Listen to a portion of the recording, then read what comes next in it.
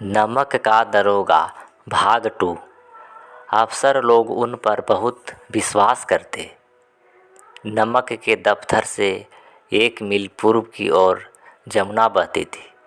उस पर नावों का एक पुल बना हुआ था। दारोगा जी किवाड़ बंद किए मीठी नींद में सो रहे थे।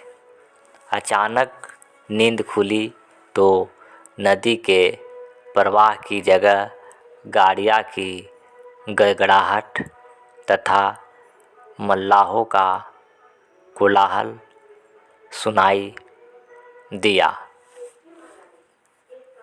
उठ बैठे, इतने रात हो गए, गाड़ियाँ क्यों नदी पर पार कर रही है? आवाज़ कुछ तो है गोलमाल। तर्क ने भ्रम को पुष्टि किया। वर्दी पहनी, तमंचा जेब में रखा और बात ही बात में घोड़ा बढ़ाते हुए पुल पर आ पहुँचे। गाड़ियों की एक लंबी कतार पुल के पार जाती दिखी। डांटकर पूछा, गाड़ियाँ किसकी है? थोड़ी देर तक सन्नाटा रहा। आदमियों में कुछ कानाफूसी हुई। तब आगे वाले ने कहा, पंडित आलोपीदीन की है। कौन पंडित आलोपीदीन है? दातागंज के मुंशी बंसीधर चौके पंडित आलोपीदीन इस इलाके के सबसे प्रतिष्ठित जमींदार थे। लाखों रुपये का लेन देन करते थे।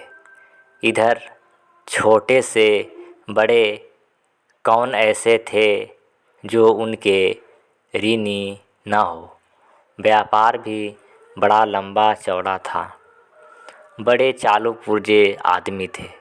अंग्रेजी अफसर उनके इलाके में शिकार खेलने आते और उनके मेहमान होते। 12 मास सदाव्रत चलता था। मुंशी जी ने पूछा, गाड़ियाँ कहाँ जाएगी? उत्तर मिला, कानपुर। लेकिन इस प्रश्न पर इसमें है क्या?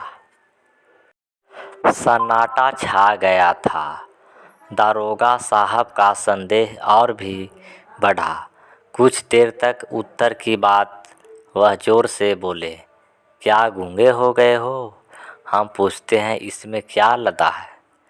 जब इस बार भी कोई उत्तर नहीं मिला तो उन्होंने घोड़े को एक गाड़ी से मिलाकर बोरे को टटोला। भ्रम दूर हो गया। यह नमक के ढेले थे। पंडित आलोपीदीन अपने सजीले रथ पर कुछ सोते कुछ जागते चले आते थे। अचानक कई गाड़ी वाले ने घबराए हुए आकर जगाया और बोले, महाराज, दारोगा ने गाड़ियाँ रोक दी है और घाट पर खड़े हैं, आपको बुलाते हैं। पंडित आलोपीदीन का लक्ष्मी जी पर अखंड विश्वास था।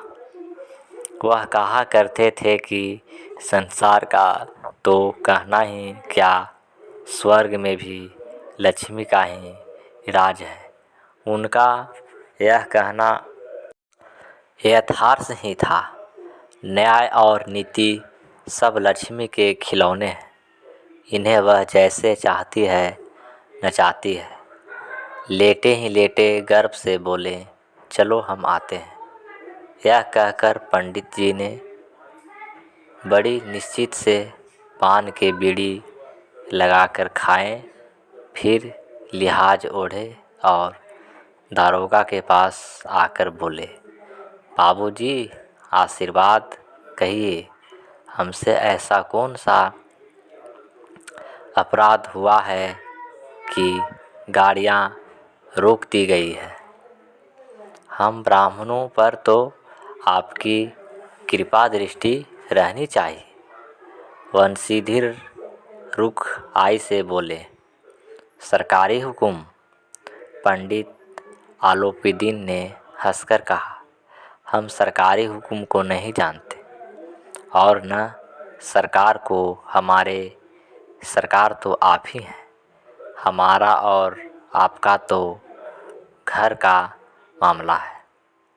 हम कभी आपसे का कष्ट उठाया, यह हो नहीं सकता कि इधर से जाएं और इस घाट के देवता को भेंट चढ़ावे। मैं तो आपकी सेवा में स्वयं ही आ रहा था। वंशीधर पर आश्चर्य की मोहिनी वंशी का कुछ प्रभाव न पड़ा।